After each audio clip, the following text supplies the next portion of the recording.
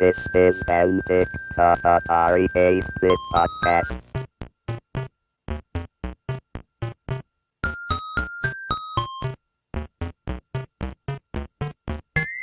You'd be great, Miss Pac Man. They made me Miss Pac Man, and I always had to dress up for these events with this big Pac Man costume. Mike's company car was a Porsche. Whenever he wanted something done, I got to take that and drive that around and go do errands with the Porsche. I'm Kevin Savitz, and this is an interview episode of Antic, the Atari 8-bit podcast. Eunice Wlcek started at Atari as a secretary in the sales and marketing department, then moved to quality assurance where she did software testing.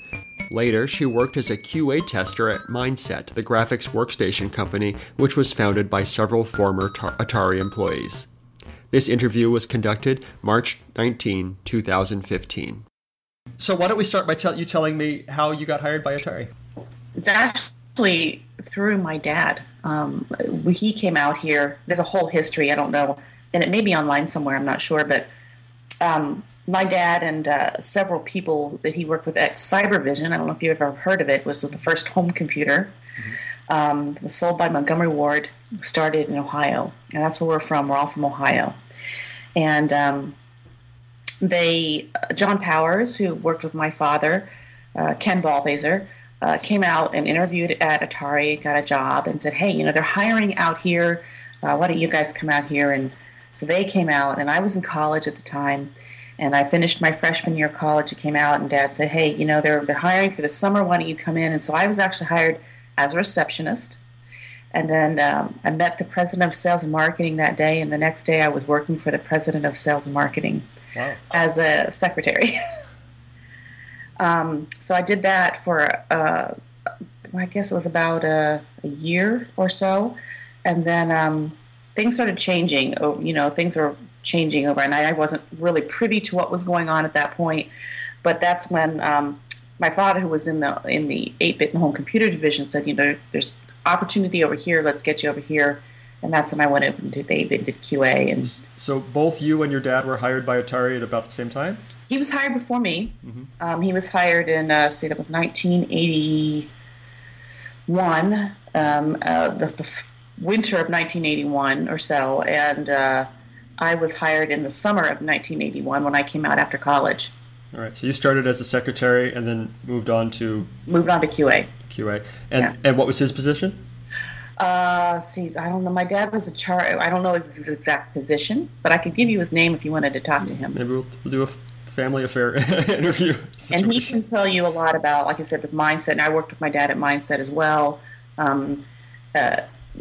He was in charge of software development at Atari. Excellent. So you're hired away as the first day by the president of... The president of sales and marketing. That's awesome. Yeah, I came in through the front lobby and we met, and then the next day all I knew was I was working up there. Nice. And worked, like I said, for about a year up for in that division in sales and marketing, and then moved over to the home computer division where it was more in the sales and marketing area there, but I also wasn't as busy, so they said, hey, let's move her over to QA and have her do some QA stuff over there. So I did some testing, software testing. Okay. So tell me all about the QA job. I don't remember a lot except about being in a little cubicle and just there were these games and other things that were in there and they're just making me play them. They just play these and write down what you think and what works and what doesn't. It was very simple. Literally, one of those little Atari units in front of me and a TV, or I think it was like a TV, big TV in front, and playing some games and stuff. And I thought, that's kind of cool. That's kind of a cool job. I get to play games and just write down what I like or don't like about it, and then just tell someone. It was kind of cool. Nice. But things were changing. That was when things were changing at Atari, and things were being consolidated. And at that point, they were starting to lay people off. So then I got laid off from Atari, and then I went over to Mindset. So I wasn't there for a very long period of time. Mm-hmm. So do you remember, is there any particular, before we move on to Mindset, any particular program that that sticks out in your mind because it was awesome or because it was weird or just because... No, all I remember was when I was testing Pac Man, all I remember, that it's like I said, my memories are very like bits and pieces, is they said, hey, you'd be great Miss Pac Man. So then they made me Miss Pac Man, and I always had to dress up for these events with this big Pac Man costume. And I would go to these like races, like foot races and stuff, and I'd be the lead one. And Atari would sponsor some foot race or something, and I would be the one in this giant Pac-Man, Miss Pac-Man costume. And we had Atari magazine, and I remember they would trudged us up into the hills to get some photos, and putting on this big, Miss Pac-Man outfit with my arms out there, and taking photos up the hills of being Miss Pac-Man. I mean, I ran the gamut of stuff that I did there. It was, Eunice will do it. Nice. I think I have a bunch of old Atari magazines, and I think I've seen pictures of some woman in a giant foam Miss Pac-Man costume. It's probably me. That's awesome. What other weird stuff they make you do? We were trying to write a jingle because I had studied music a little bit in college, so we were trying to write a jingle for a commercial. So they brought me in and helped me. I said, hey, can you help us think of a jingle to write for the commercial? So we went to a studio and started playing around with a musician and started writing jingles. And I remember that the gentleman I was with said it was during the time when it was this cruise vacation. What was it? Maybe it wasn't a cruise, but some sort of vacation. It was dun dun dun dun dun dun dun dun dun dun dun dun dun. He said, I want you to take that and kind of work with it and make it a little different, but we want to use that as kind of our jingle or something. I'm like, okay, we can do that. It's kind of plagiarism, but okay. But yeah, just a lot of my memories come from working with the president of sales and marketing, which was in the games division, though that was in the different division. But do you remember his name? Yeah, it was Mike Moon. Okay. And I worked for Perry Odak. So Mike Moon I worked for him for, gosh, I don't know exactly how long, but that was very interesting. You got to meet a lot of very important people. Ray Kassar, and then that's how I met some celebrities and things like that. Then Perry Odak, who came from, he was brought in later. I didn't work for him for very long either. That's when things started shifting around, and then people were leaving or getting laid off, and then that's when I was brought over. Perry Odak worked for, who did Jovan Musk, that perfume or something. He worked for them, and then let me see. That's how I met my ex-husband, was at Atari. Really? Tell me the story. He worked over in finance. Uh-huh. John Wlcek worked over in finance, and I worked again for Mike Moon. And Mike had his own office with this little corridor, and I was secretary. And this man kept coming around, and he would sit down and read the Wall Street Journal and eat M&Ms in front of the office. And can I help you? Is there something I can help you with? And, no, I'd just taken a break, so I thought I'd come over here and sit. And, okay, that's great. And, there was a group of us that kind of all hung out together and had dinner together, and we were young. I was 18, 19 years old at the time, and I remember he was too shy to ask me out, so he asked somebody else to ask me out first to see what I was like. How very high school. Does she like me? Find out if she likes me. Yeah. Type of thing. And so yeah, then we married a couple of years later. So he wasn't too shy to ask you to marry him. Well, we had dated for a couple of years, but yeah. Yeah, it was a very interesting time. There was in the beginning, it was just lots of money flowing, and there were lots of birthday parties with elaborate things going on, and but a lot of fun, but a lot of hard work too. A lot of hard work went on, and there were a lot of buildings opening up, popping up all over the place in Silicon Valley, and I just remember it was. All I can remember was just a very exciting time, I think, for Silicon Valley in general. Just like games and things like that. And my family then continued to stay in the game business. My brother and my father, both my brothers and my father stayed in the computer game business. And then I left and went over to, after Mindset, to Lotus Development in Cambridge, Massachusetts. I stayed in the computer part of it and did QA testing for them after Mindset. But it was just a time where, like I said, almost like they couldn't hire enough people at first, and there was this big hiring boom of everyone, and then it kind of imploded on itself at Atari. But it was an exciting time to be a part of all of that. So tell me about how you left Atari and started at Mindset. Were you laid off? Did you quit? Got laid off, and then my dad, now I don't know all the details of Mindset. You probably want to talk to Ken about that. But he brought me in over for since I'd done QA testing, said, let's come over and do QA testing now for this home computer.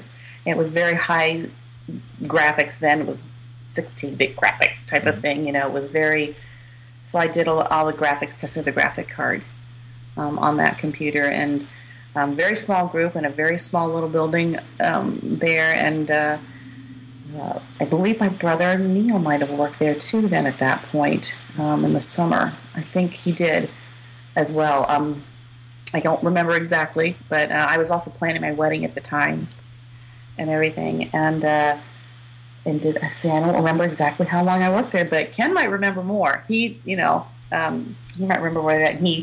There are several people there that we worked with that we're still in touch with and things like that. Those of us that came over from Ohio, we call ourselves the Ohio Mafia, that came over and worked at Atari, and then some of us went off to different places after that, but we've all stayed in touch, and we still have reunions of all of us every couple of years or so. Nice. And they all were software people, and some of them very prominent software people. Joe Miller, who was part of our group, just passed away last August. All of them worked at Sega or different places, the EA Sports or or Electronic Arts in general. And like I said, both my brothers, all of us were involved in that and had stayed in that for a very long time. So can you tell me a little bit more about Mindset, about what you did there, what the QA testing involved there? Yeah. Just like I said, they had a very, at the time, a very nice graphics card with this computer. So I did just a lot of graphics testing of, creating basically anything I could with artwork or anything to try to test the graphics capability of the card. And we had our hardware group was there. Everybody was in one building. That's all I really remember. And again, really enjoying, what I did there with, testing software. And that's where I first started to learn how to write test plans and that type of thing. And we had a really nice, close-knit group, an eclectic group of people there. And that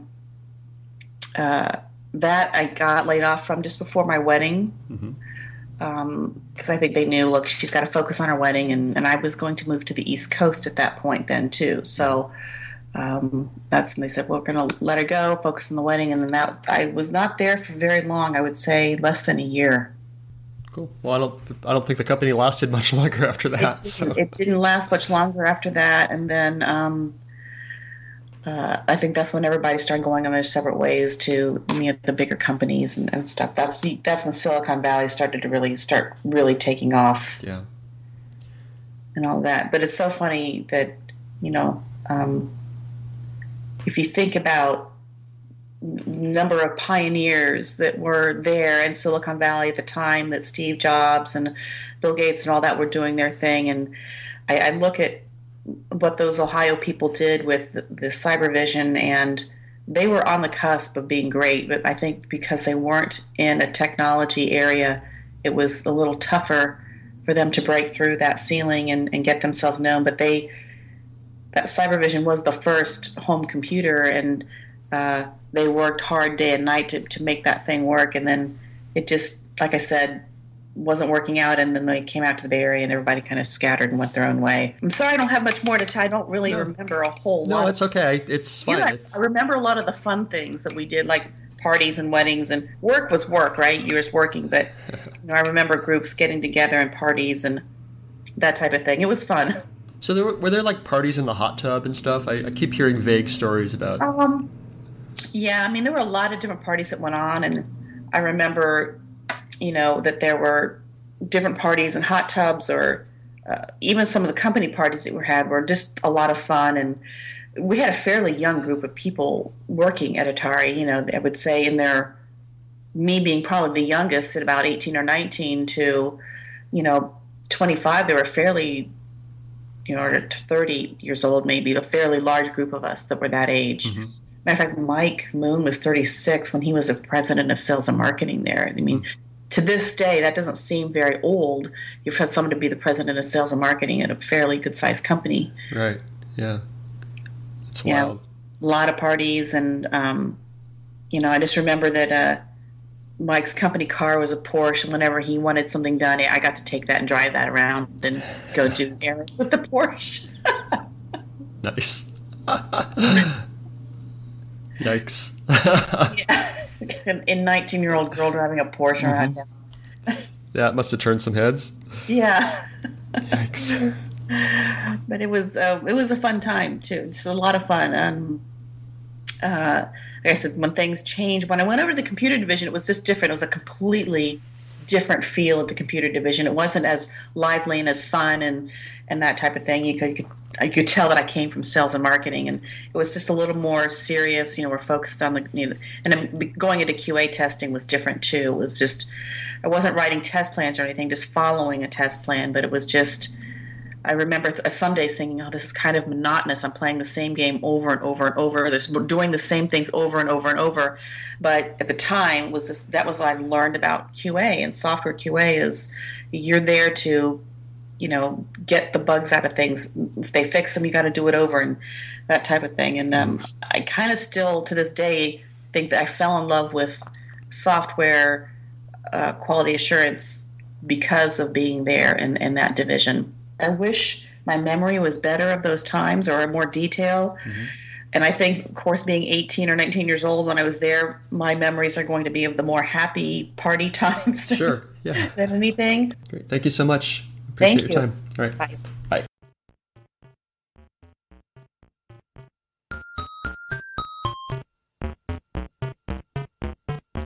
If you enjoyed these interviews and would like to contribute something, I encourage you instead to donate to one of our favorite organizations, the Internet Archive, at archive.org. The Internet Archive is a nonprofit digital library with the stated mission of universal access to all knowledge. They've done incredible things to preserve computer history, including hosting thousands of programs in an in-browser Atari emulator, creating the Wayback Machine, and offering full-page scans of countless Atari computer books and magazines. Make your tax-deductible contribution at archive.org/donate.